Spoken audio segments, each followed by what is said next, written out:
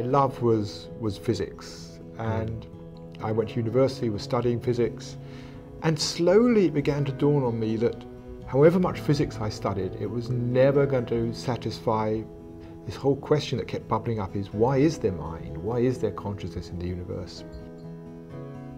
And so I went off to India to study meditation with teachers there, and that was really a turning point for me, I think. Two things happened. One, I realized there was something to spirituality. I'd completely rejected religion as a kid. It was just a load of weird mumbo jumbo, completely rejected it. And I also saw that behind just about every problem we had in the world, from big environmental problems to personal problems, social problems, there was this issue of human consciousness, human ego, the self. And so my life, I came back from India just wanting to do whatever I could to help people explore themselves, to wake up, to become better human beings, more conscious human beings, because that seems to me the most important thing in the world today that we can be doing.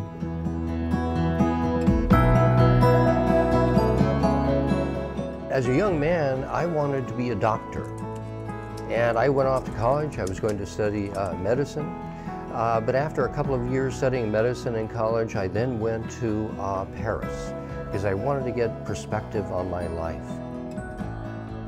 And the war in Vietnam was happening then. It was a time of great conflict, of student riots. And in that context, I shifted from an interest in physical healing to social healing. And my life has never been the same.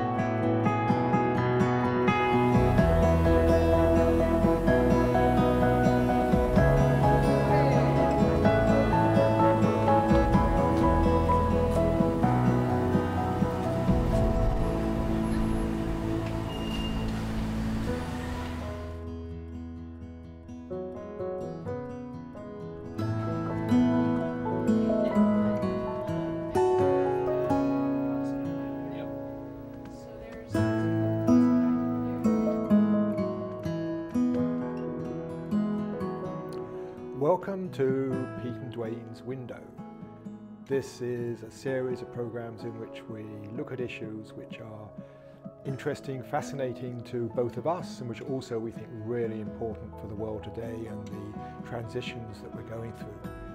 And today we want to look at the media, and particularly television, which is appropriate for here we are on television, and ways in which we can actually take back more control over the media, taking back the airwaves, so that we can actually present more of the issues which I think are really important for the world today.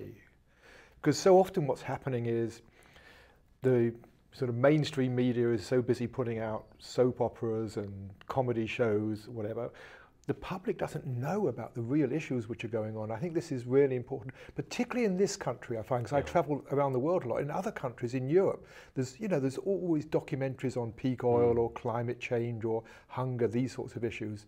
They're aired a lot more, but in America, I don't know, I think it's because America's ruled much more by, the media's ruled by corporations, just going for what's going to make the most money, what's going to sell the most advertising. They shy away from these really important issues which I think need to be discussed on a global level. Indeed. And I know this is something which you've spent a good part of your life campaigning for, working for, thinking about. I know, this is Duane Elgin.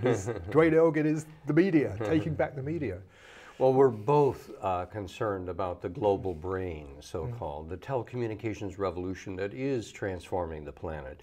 The Earth is awakening, and we both, over our lifetime, have looked at the Earth awakening or not waking up perhaps fast enough to really cope with the challenges that we're facing. And to introduce the program, I wanted to start by remembering an earlier program where we talked about our world in transition and how urgent it really is that we communicate as a human family. We talked about climate change, species extinction, the resources running out, both oil and energy as well as water. We talked about population growth, how just in my lifetime world population has tripled, and so on. And we came to the conclusion that probably in the next decade or so, we're going to hit an evolutionary wall. And so it is time to talk not only at the local level and with our families and friends and community, but it's time for us to talk at the global level as a whole human family. And so one of the core themes that I want to emphasize is that our world is in transition, and we have to have a conversation at a scale that equals the scale of the challenges that we face. And those challenges overwhelmingly are global in nature. So the bottom line for me is our world's in transition, it's time to talk, and that conversation needs to be at a global level as well as grounded in the local conversations. But don't you think to some extent it's already happening? If we look at what the telecommunications or the internet revolution's done just in the last 10 years now, I mean, you can now go on to YouTube and you can actually, they've now started live streaming, so anybody can broadcast. So there's a conversation happening, there is a global conversation happening. It's not in the mainstream media, but we have access to so much that's going on. True. We never had access before. We're less dependent upon the mainstream media now. That's so important. We've actually got two sets of media going on in parallel to one another, it seems to me. One is the internet, very powerful. It connects us in a very specific, particular way with the world, and it's very active, it's interactive. We're participating with the internet. The other is passive, and that's television. And it gives us the big picture, but it's just sitting there passively, and we can't engage with it. And I think what's required for the global brain to awaken is for these two very different media to come and work together. The passivity but reach of broadcast television, if that meets the activity and particularity of the internet, together we have a revolution in the making. And that is what I don't yet see emerging. But I think it's happening. If you look at the trends, I mean, we're seeing the internet and television are going to become one thing. Indeed. I mean, it's interesting what the BBC is doing in England now with the iPlayer. You can watch, you can be interactive with the media, you can watch any program. They're about to put all their archives of the last 50 years available through this medium, through television, through the internet. The two are coming together. And what they're seeing is the future of television is going to be through the internet, and we won't be watching individual channels. We'll have our own particular channel, and it'll be a bit like Amazon. You know, when you check into Amazon, it says, oh, here's a book you might be interested in. The channels won't be pre-prescribed, this is what you're going to watch. It knows you, it knows your interests. Yeah. And I think it's going to become a lot more democratic anyway because of where the technology is going. And they see in 5 years' time, it's going to be a completely different way in which we watch television programming, and we will choose much more what we watch. I think there's a lot of merit in what you're saying. And if right now, for example, about 2 billion people are connected with the internet. At the same time, if you look at the mainstream societies around the world, except for Africa that relies primarily on radio still, around the world, if you ask, where do most people get most of their news about the world? It's not from the internet, it's not from radio, it's not from magazines, it's not from newspapers, it is from one source, and that's television. And it's essentially broadcast television, television that uses the airwaves. Now, here's what's going on. We're in a race between communication and catastrophe. I think we both see that. And the question in my mind, can we communicate fast enough? If it's going to be just 5 or 10 years and we're hitting this evolutionary wall, can we communicate fast enough by just sitting here and waiting for the technology to develop, or do we need to engage in that process, enliven it, wake it up ourselves with our social and political engagement? So that would be a core theme I'd like to explore. Okay. So tell me what you think we should be doing, or where you think the technology is going. Well, first, I think it's important to see, I want to emphasize what you just said, that the technology is there to support the conversation. That if we actually, as a human family, wanted to say, okay, let's look beyond our metropolitan area, let's look beyond our nation, let's have a global conversation truly. Could we do it? Well, actually, we can. We have the tools, we have the technology for that conversation, but the question is the social will there to bring that conversation forward about what we're going to do with climate change, species extinction, resource depletion, and all the rest. I think that's an important question, the social will, because something we touched upon, I think it was about 2 programs ago, how so much of what's going wrong in the world comes back to the fact we don't really have the will to change. We want to stay in our comfort zones. We want to keep driving our nice vehicles, even SUVs, whatever it is. We don't want to give up all these things we got used to, even though we know it's killing the planet, probably going to lead to our own extinction if we don't change. We don't seem to have the will to change. We're stuck in a very self-centered, me first, what can I get, materialistic mode of consciousness.